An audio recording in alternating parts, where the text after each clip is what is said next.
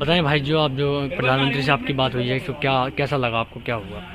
प्रधानमंत्री मोदी जी से जैसे ही मेरी बातों में मुझे अपने आप पर यकीन नहीं हो रहा था और थोड़ा सा उत्साह भी हो रहा था और गर्व भी महसूस हो रहा था कि मैं एक आम नागरिक होकर मेरी प्रधानमंत्री मोदी जी से बात हो पाई। क्या क्या आपकी उनसे बात हुई? उन्होंने सबसे पहले मुझे हार्दिक बधाई दी और मेरे फ्यूचर प्लान्स के बारे में पूछा कि मैं किस तरह से आगे बढ़कर क्या करना चाहता हूं। तो मैं सबसे पहले IIT से बैचलर डिग्री करूंगा और उसके बाद सिविल सर्विसेज के लिए अप्लाई करूंगा और IAS बनकर देश की सेवा करूंगा।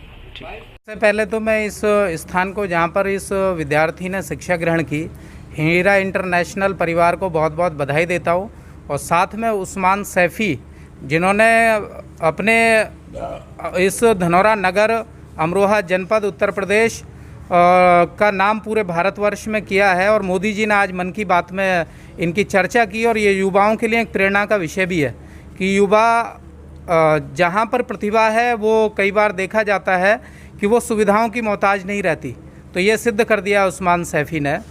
इनके पिताजी कबाड़ी का काम करते हैं, एक सामान्य परिवार से है और आज नाम रोशन किया है, संपूर्ण भारतवर्ष में नाम हुआ है।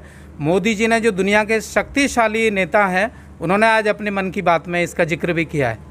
अच्छा, क्या लगता है जैसे जिस प्रकार पहले की तरह अपना अमरावी प्रतिशत में भी जो छात्रों ने नाम रोशन किया है उत्तर प्रदेश में, हमारे यहाँ की जो प्रतिभाएं हैं, यहाँ के जो विद्यालय है, हीरा इंटरनेशनल ने बहुत अच्छी व्यवस्था की पढ़ाई लिखाई के लिए।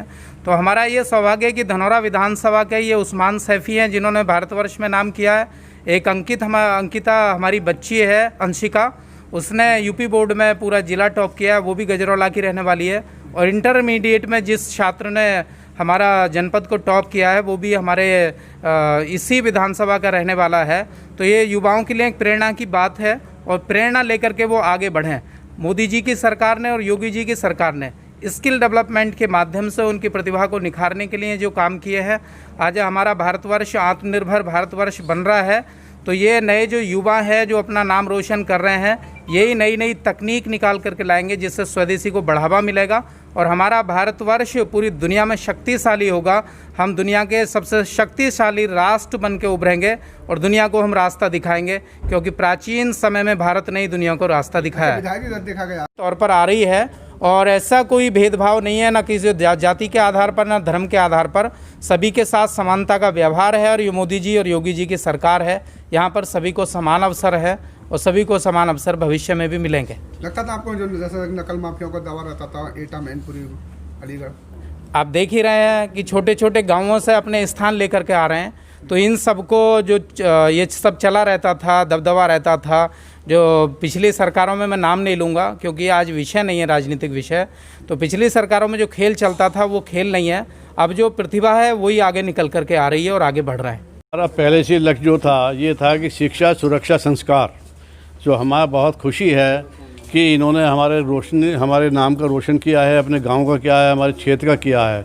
और इसमें मैं तो ये कहना चाहूँगा कि मेरे जो साथी हैं सुबोध कुमार गुप्ता, चूँकि इन्हें 40 साल से अनुभव है, 25 साल ये यहाँ पर राष्ट्रीय इंटर कॉलेज में प्रिंसिपल रहे हैं और आज हमारे विद्यालय में 100 बच्चे ऐसे हैं जिनके ग्रैंड फादर को इन्होंने पढ़ाया है, उनके फादर को पढ़ाया है और आज उनके पोतों को ये पढ़ा रहे हैं। तो इनका शुरू से ही ये लक्ष्य रहा है कि बच्चों में बहुत अच्छे संस्कार देने का इनका लक्ष्य रहा है, जो आज हमें ये बड़ी खुशी हो रही है कि हमने वो प्राप्त करी है।